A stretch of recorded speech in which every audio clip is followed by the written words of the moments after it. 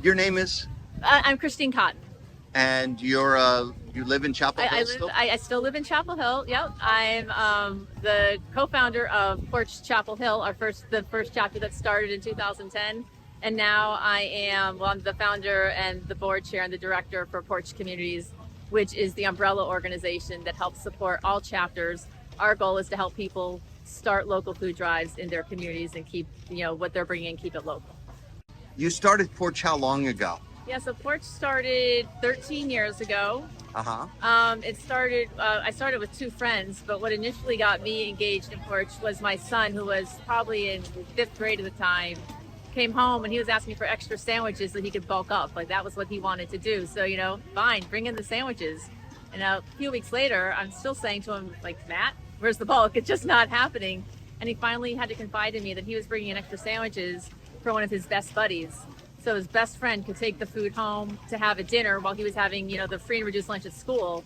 He wanted to secure himself dinner, and he was using the sandwiches that my son was bringing into him. And I gotta be honest, at that moment, I was so proud of my son and so disappointed in myself that I lived here in Chapel Hill and had no idea that there was so much hunger, and to that degree. Like, I knew there were kids getting free and reduced lunch.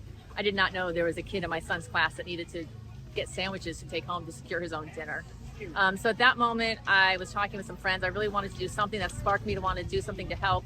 They were looking to collect cans of tuna for a local pantry, and we decided that if we, joined forces together and we asked all of our friends to do what they could to leave food on their front porches, we could see if possibly we could make a difference.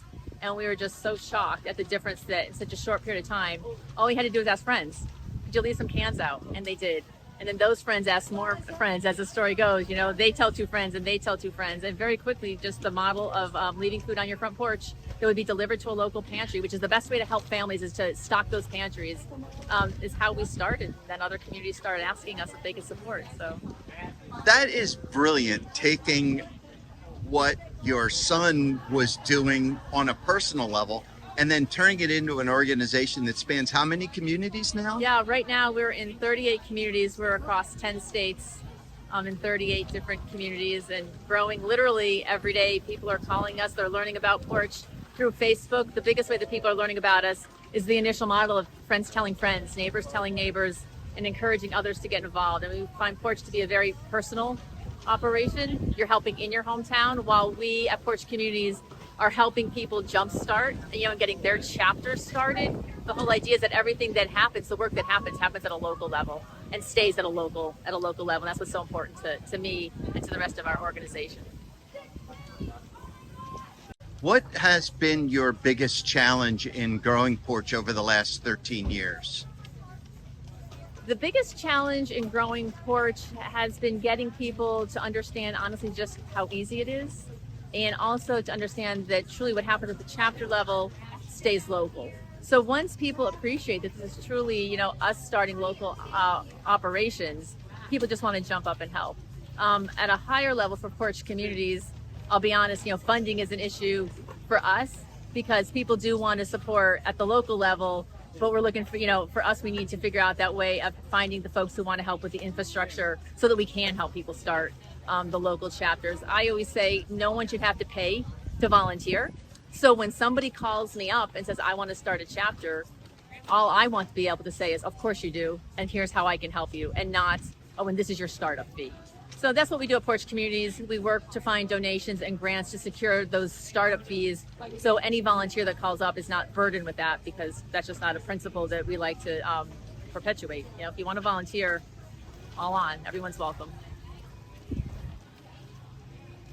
When you are bringing on a new local chapter, the goal of Porch Communities, if I'm reiterating properly, is to give them some ready-made infrastructure or background support.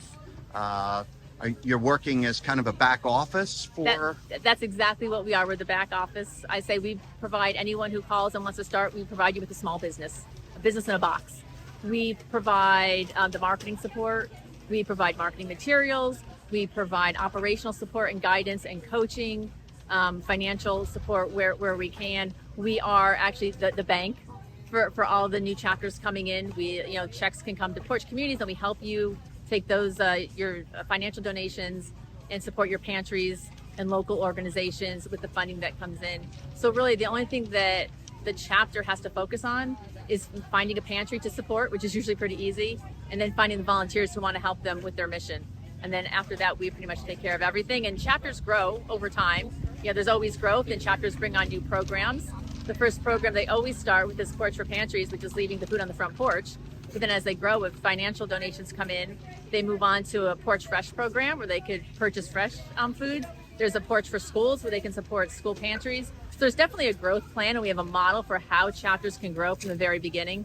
But right now, our goal is just to bring more neighborhoods in. If you're in the neighborhood and you want to get involved with Porch, just give us a call and we will get you started. And I promise you it will grow from there.